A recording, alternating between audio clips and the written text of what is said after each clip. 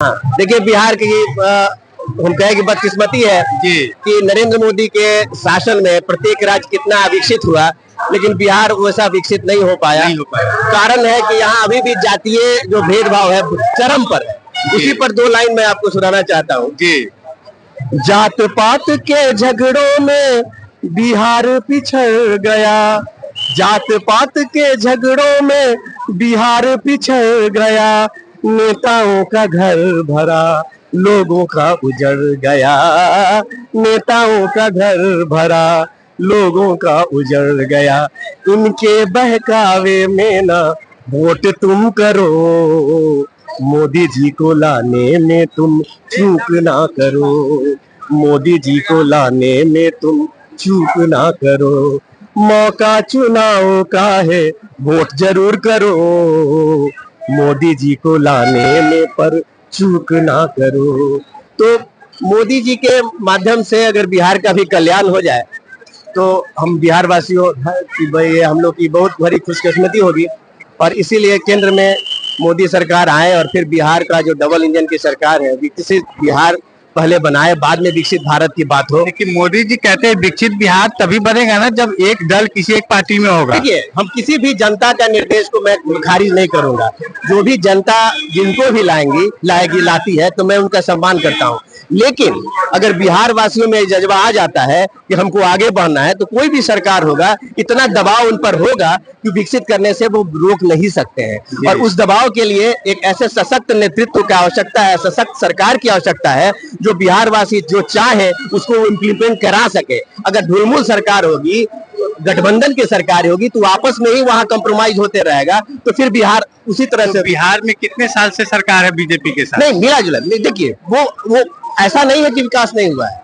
अगर आप देखें तो बहुत सा बिहार जो ग्लोबलाइजेशन या लिबराइजेशन के कारण पिछड़ गया, उस समय नहीं हम आगे बढ़ पाए, क्योंकि उस समय जातीय जो संघर्ष था उन्वाद पे था और जंगल राज कहिए, मैं उसमें कमेंट नहीं करूंगा। हर अलग अलग लोग अलग अलग ढंग से बात करेंगे, कोई उसको जरूरी मानेंगे या नहीं मानेंगे, लेकिन उस कारण से जो निवेश आना चाहिए था वो बिहार में नहीं आ पाया। 15 साल से नहीं, 20 साल हम लोग के यहाँ जो निवेश होना चाहिए था, इंफ्रास्ट्रक्चर का जो डेवलपमेंट होना चाहिए था उसी समय वो नहीं हो पाया। तो आपका सरकारी खजाना से कितना विकास संभव है?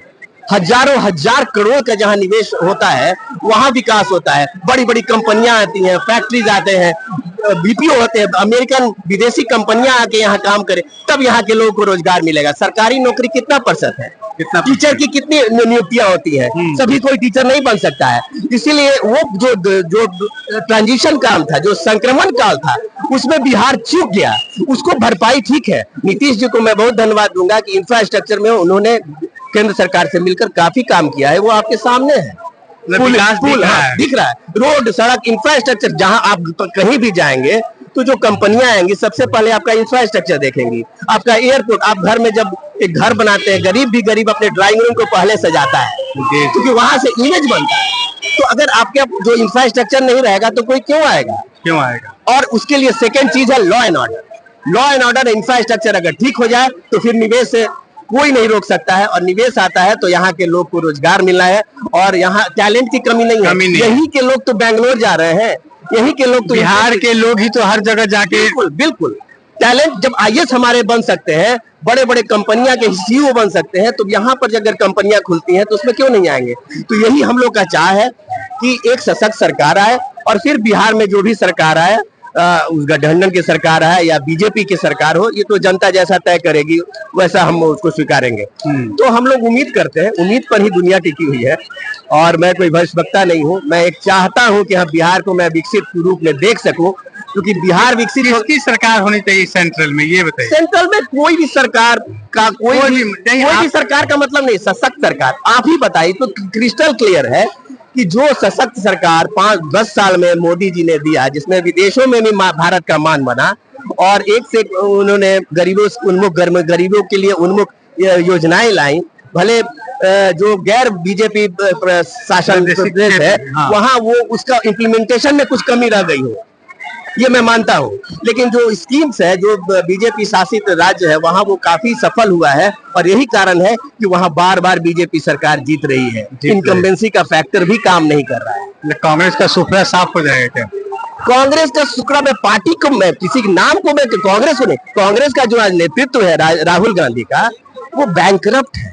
वो उसको कोई सोच नहीं है, वो एक बचकाना हरकत कर रहे हैं। हम भी चाहते थे कि कांग्रेस सशक्त उभरे, विपक्ष मजबूत होगा, ये प्रजातंत्र के लिए जरूरी है, लेकिन वो उनमें कोई दूरदर्शिता नहीं है। बड़ा अफसोस लगता है कि युवा एक नेता होते हुए कोई विजन नहीं है, गाली देने के सिवा, मोदी को गाली देने के सिवा, जिसका कोई प्रमाण नहीं है। राफेल में कभी चोर कहते हैं, कभी कुछ, कभी अंबानी अडानी का नाम, ऐसे नहीं चलेगा। देखिए, अब की बार राहुल गांधी जी ने बोला है कि प्रत्येक महिला को 1 लाख रुपया देंगे अगर हमारी सरकार बनी। कहां से देंगे? एक चीज बता देते हैं, अभी भी उनका मानना है, इटालियन राहुल गांधी जी का अभी भी मानना है कि यहाँ की जनता मूर्ख है, लालची है, कुत्ता है कि हम रोटी फेंक देंगे तो आ जाएगी। वो चीज, उसी के कारण वो यहाँ के लोग को ऐसा ही समझते हैं कि हम रोटी फेंक देंगे आ जाएंगी।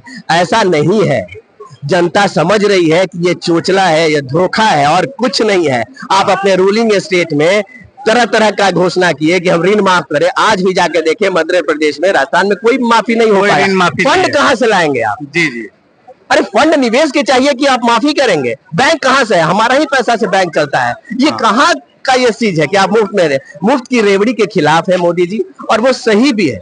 ऐसा बात नहीं है, मुफ्त का अनाज दिया जा रहा है गरीबों को, जिनकी जरूरत है उनको दिया जा रहा है, लेकिन ऐसा नहीं है कि हर चीज मुफ्त में कर दे तो आज पूरा सिस्टम कोलैप्स कर जाएगा। जो हम इकोनॉमी, थर्ड इकोनॉमी की ओर बढ़ रहे हैं, कभी संभव हो सकेगा?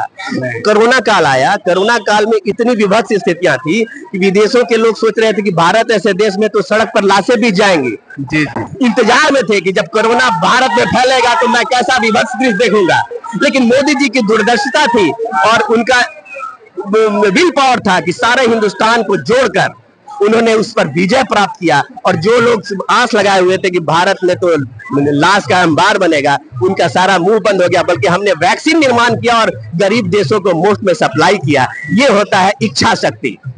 आदमी में इच्छा शक्ति हो तो कुछ भी हो सकता है। मोदी जीता जागता उसके प्रमाण है। मोदी 400 पार अब की बार। मैं कोई साइकोलॉजिस्ट नहीं हूँ, मैं एक इंडिविजुअल व्यक्ति हूँ, अपने व्यक्तिगत उद्गार व्यक्त कर रहा हूँ और चाहत है मेरी कि 400 पार हो, क्योंकि उसी के बाद जब सशक्त सरकार होगी तो सारे विदेश वाले, सारे लोग नतमस्तक करेंगे और बिहार के डेमोक्रेसी, इंडिया के डेमोक्रेसी की मानेंगे लोहा कि हाँ, मोदी जी में इतनी ताकत है। और इसी हमारे ही ताकत से आज वो विश्व में, कोई उनको बॉस कहता है, कोई उनको कंधा पर हाथ लेकर मार्गदर्शन चाहता है, कोई युद्ध रुकवाना चाहता है। ये हमारा ताकत है कि आज मोदी जी इतने ताकतवर बने।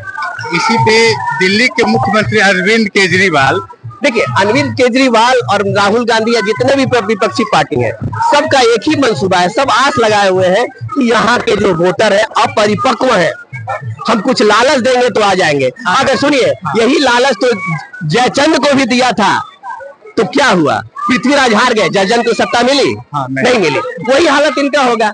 आप लाए, आपका वोट है, आप किसी को भी दे दे, लालच में आकर दे दे, लेकिन इसका फल अच्छा नहीं होने जा रहा है। सिंपल सी बात। अरविंद केजरीवाल जो ये झूठ का लालच दे रहे हैं कि ये सब प्रोपेगेंडा है, पर मतलब एक चीज जान लीजिए, नेता बहुत जल्दी बदलना जानते हैं। बिल्कुल, इसलिए नेता को मैं कभी गाली नहीं देता हूँ। अगर वो हम बदल गए तो 1 मिनट में वो भी बदल जाएंगे। इसलिए पहले हम अपने आप को बदलें, हम अपने तय करें कि भारत के भविष्य के लिए कौन सही है, कौन गलत। भारत में मोदी जी की जब से सरकार आई तब से विकास हुआ, आपका यही मानना है? मैं 1974 के आंदोलन में इसी सड़क पर 10 साल का मैं युवक यहाँ से पैदल जाता था गांधी मैदान और जयप्रकाश जी का भाषण सुनता था। लालू जी का प्रशंसक रहा, उस समय लालू जी चरम पर थे, युवा नेता थे। अच्छा। इसलिए मैं सारा घटनाक्रम को अपनी आंखों से देख रहा हूँ और मैं देख रहा हूँ कि जितने भी प्रधानमंत्री मेरे जीवन काल में है, उनमें मोदी जी का कोई शान ही नहीं। जीवन काल में प्रधानमंत्री जी कैसे, क्या प्रधानमंत्री देखा आपने? मैं अपने होश में इंदिरा गांधी, जो पाकिस्तान वार में जो उन्होंने सफलता पाई थी 71 में, जिस समय लोग कहता था इंदिरा जी दुर्गा से न थोर हो किसनवा, उस समय से इंदिरा गांधी के यही हवाई अड्डा पर आने के लिए मैं छोटा बालक, बिल्कुल लगता था कि भीड़ में पिस जाऊंगा, लेकिन मैं उनका दर्शन के लिए, दुर्गा अवतार को दर्शन के लिए मैं चलक रहा था। उस समय से मोरारजी देसाई हो, चाहे चौधरी चरण सिंह हो या चंद्रशेखर हो या फिर इंदिरा गांधी हो, इंदिरा गांधी के बाद राहुल गांधी हो, राहुल गांधी के बाद मनमोहन सिंह हो, नरसिम्हा राव हो, और फिर उसके बाद मोदी हो, तो मैं सारा घटनाक्रम को देख रहा हूँ। और नरसिम्हा राव को थोड़ा मैं जरूर याद करूंगा, वो बहुत विषम परिस्थिति में आए थे और उन्होंने काफी आर्थिक रूप से भारत को संभाला बहुत खराब समय में। उसके बाद कोई हमको प्रधानमंत्री ऐसा नहीं दिखता है जिसके पास विजन हो भारत को ऊपर ले जाने के लिए, यहाँ के 140 करोड़ देशवासियों की आकांक्षा को पूरा करने की